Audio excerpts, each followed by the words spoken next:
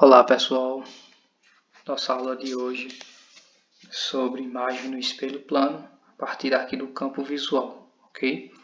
A gente vai ver também a associação de dois espelhos planos, ou seja, o respectivo ângulo entre os espelhos planos e a quantidade de imagens que serão formadas, ok?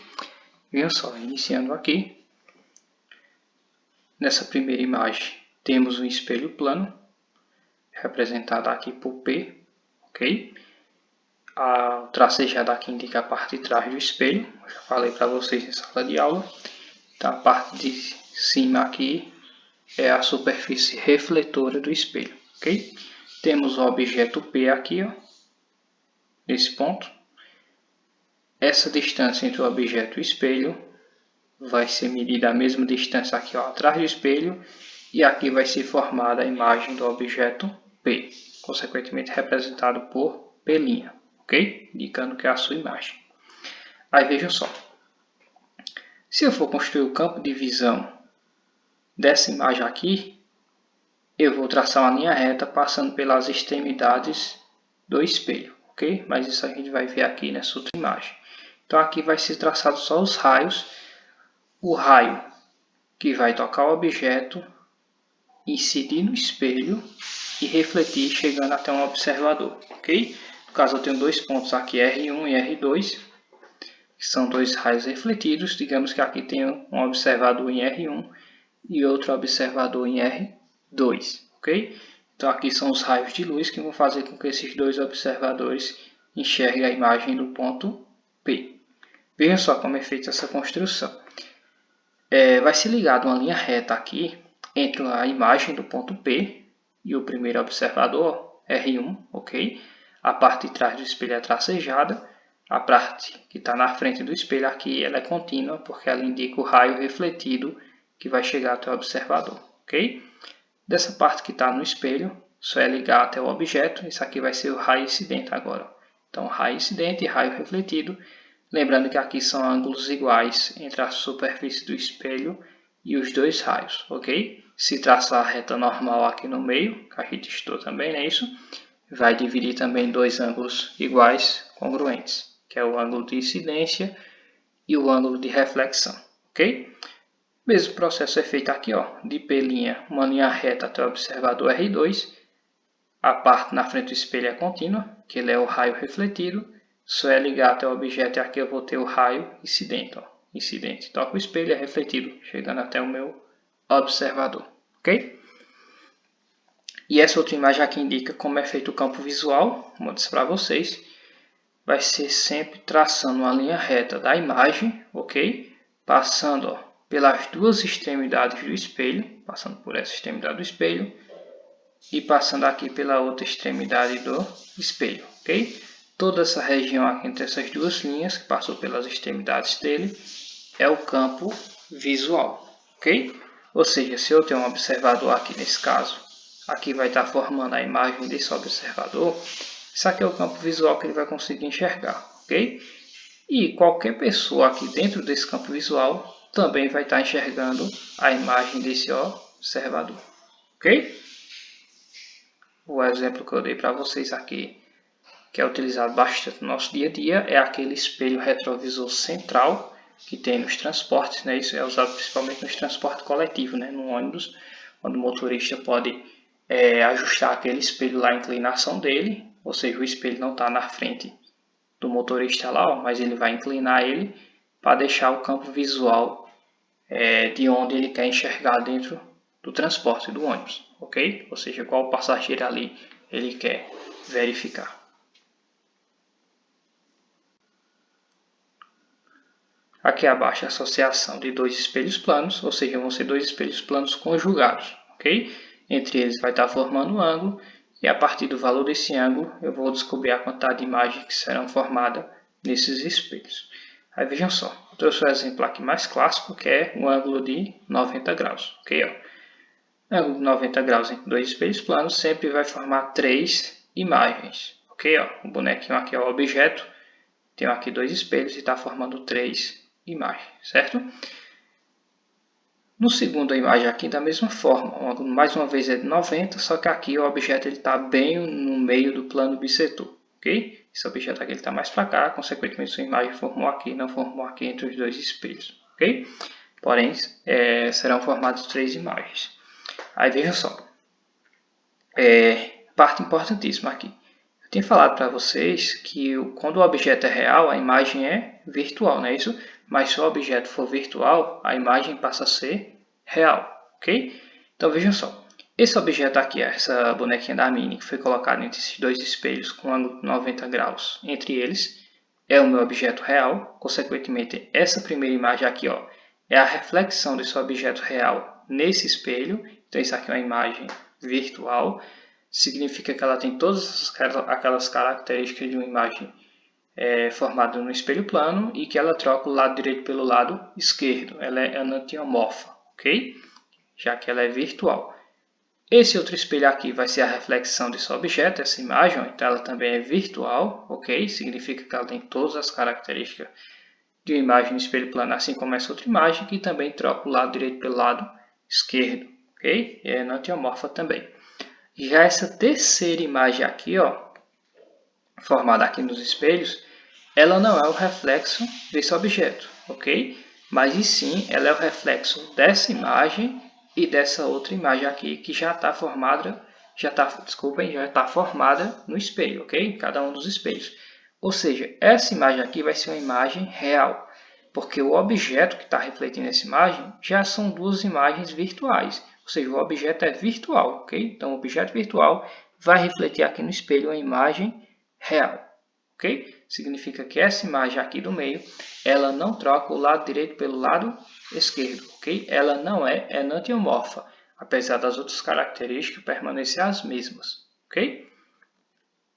Aí veja só, e essa sequência determinar quantas imagens são virtuais e quantas imagens são reais, vai ter sempre uma sequência aqui, ó. As duas primeiras sempre serão virtuais, ok? As duas próximas serão reais. Ou seja, se eu conjugar aqui um ângulo entre esses dois espelhos para formar 4 imagens, eu vou ter as duas primeiras virtuais, as duas próximas serão reais, ok? Se eu coloco um ângulo agora para formar 5 imagens, aí ó, as duas primeiras virtuais, as duas seguintes reais e a próxima já seria virtual. Ok? Vai de duas em duas e sempre começando com duas virtuais, ok? Vai ter essa sequência aí.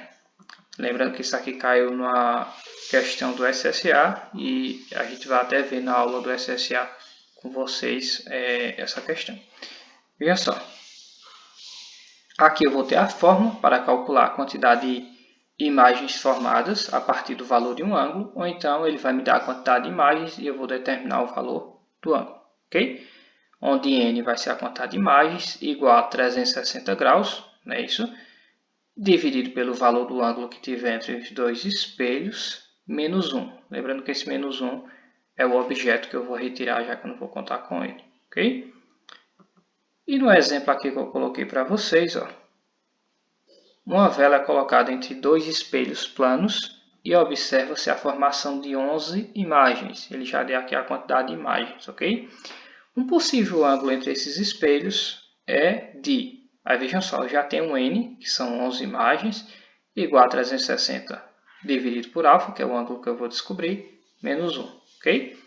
Continuando a resolução, esse menos 1 que está negativo, eu passo ele para o outro lado, para antes da igualdade, positivo, ok? Então vai ficar 11 mais menos 1, igual a 360 dividido por alfa. Somando aqui vai ficar 12, posso multiplicar meio pelos extremos agora, não é isso? Vai ficar ó, 12 alfa igual a 360. 12 que está multiplicando alfa passa dividindo. 360 dividido por 12.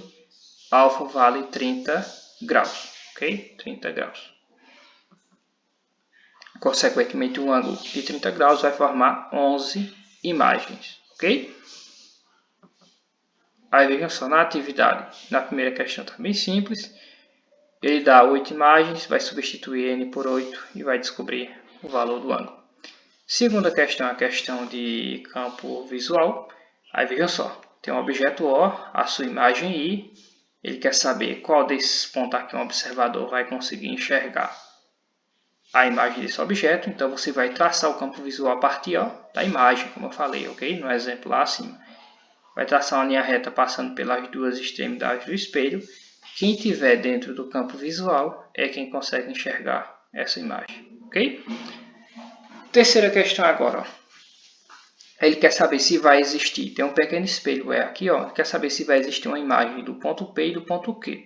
Eles não estão perpendicular na frente do espelho, ó, ok? Estão perpendicular na frente do espelho, mas como eu tinha falado para vocês aqui, vai sempre formar imagens, ok? Não precisa estar necessariamente perpendicular ao espelho, ok? Então vai marcar a mesma distância aqui, ó, aonde estaria a continuação do espelho, você marca a mesma distância aqui atrás dele, e aqui vai formar a imagem de P, e aqui vai formar a imagem de Q, ok?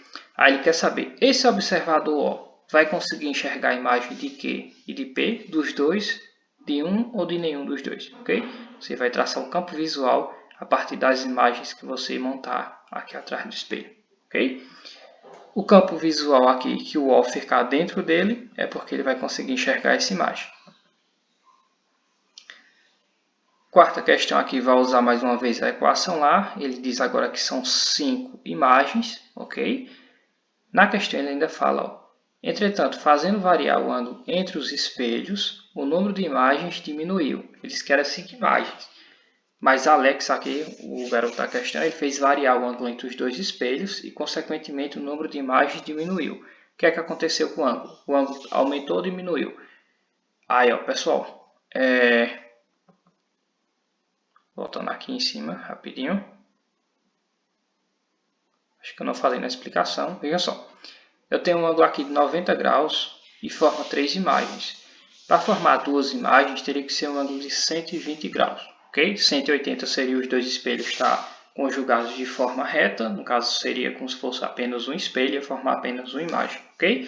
Ou seja, quanto menor for o ângulo entre os dois espelhos, mais imagens vão se formar. Okay? E quanto maior for o ângulo, menos imagens vão se formar. São inversamente proporcional. Okay? O ângulo e a quantidade de imagens. Okay?